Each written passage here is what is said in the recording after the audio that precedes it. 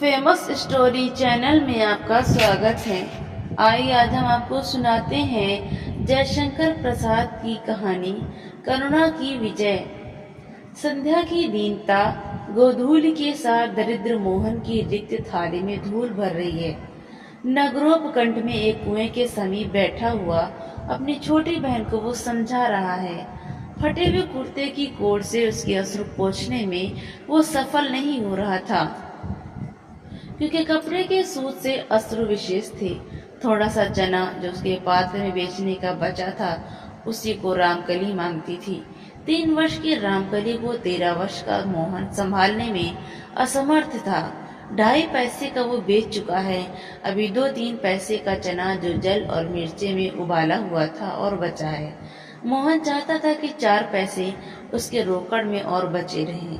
1.5-2 पैसे का कुछ लेकर अपना और रामकली का पेट भर लेगा। 4 पैसे से सवेरे चने उबाल कर फिर अपनी दुकान लगा लेगा। किंतु विधाता को यह नहीं स्वीकार था। जब से उसके माता पिता मरे, साल भर से वो इसी तरह अपना जीवन निर्वाह करता था। किसी संबंधी या सज्जन की दृष्टि उसकी ओर ना पड़ी। मोहन अभिमानी था, वो धुन का भी पक्का था, किंतु आज वो विचलित हुआ।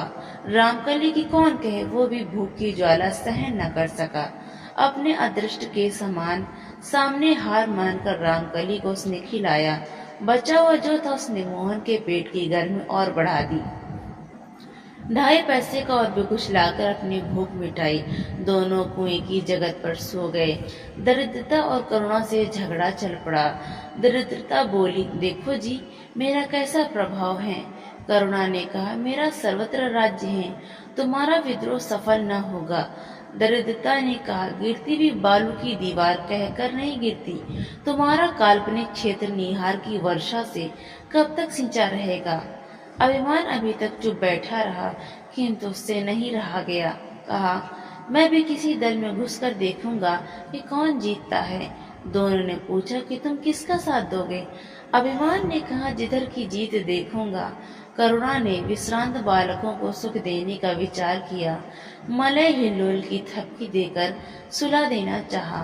दरिद्रता ने दिन भर की जमी हुई गर्द कदम्ब के पत्तों पर से खिसका दी। बालकों के सरल मुख ने धूल पड़ने से कुछ विकृत रूप धारण किया। दरिद्रता ने स्वप्न में भयानक रूप धारण करके उन्हें दर्शन दिया। मोहन का शरीर कांपने लगा। दूर से देखती हुई करुणा भी कांप उठी। अकस्मात मोहन उठा और झोंक से बोला, भीख ना मांगूंगा, मरूंगा। एक क्रंदन और धमाका। रामकली को कुएं ने अपनी शीतल गोद में ले लिया। डाल पर से दरिद्रता के अट्टहास की तरह उल्लू बोल उठा। उसी समय बंगले पर मेहंदी की टट्टी से घिरे हुए चबूतरे पर आसमानी पंखे के नीचे मसहरी में से नगर पिता दंडनायक चिल्ला उठे, पंखा खींचो। प्रसन्न वदन न्यायाधीश ने एक स्थिर दृष्टि से देखते हुए अपराधी मोहन से कहा, बालक, तुमने अपराध स्वीकार करते हुए कि रामकली अपनी बहन की हत्या तुम्ही ने की है, मृत्यु दंड चाहा है, किंतु न्याय अपराध का कारण ढूंढता है। सिर काटती है तलवार, किंतु वही सिर काटने के अपराध में नहीं तोड़ी जाती है। निर्बोध बालक, तुम्हारा कुछ भी अभी कर्तृत्व नहीं है। तुमने यदि यह हत्या की भी हो तो तुम केवल हत्यारे के अस्त्र थे। नगर के व्यवस्थापक पर इसका दायित्व है कि 3 वर्ष की रामकली तुम्हारे हाथ में क्यों दी गई। यदि कोई उत्तराधिकारी विहीन धनी मर जाता तो व्यवस्थापक नगर पिता उसके धन को अपने कोष में रखवा लेते। यदि निर्बोध उत्तराधिकारी रहता तो उसकी संपत्ति सुरक्षित करने की वो व्यवस्था करते, किंतु असहाय, निर्धन और अभिमानी तथा निर्बोध बालक के हाथ में शिशु का भार रख देना राष्ट्र के शुभ उद्देश्य की गुप्त रीति से और शिशु की प्रकट हत्या करना है। तुम इसके अपराधी नहीं हो, तुम मुक्त हो।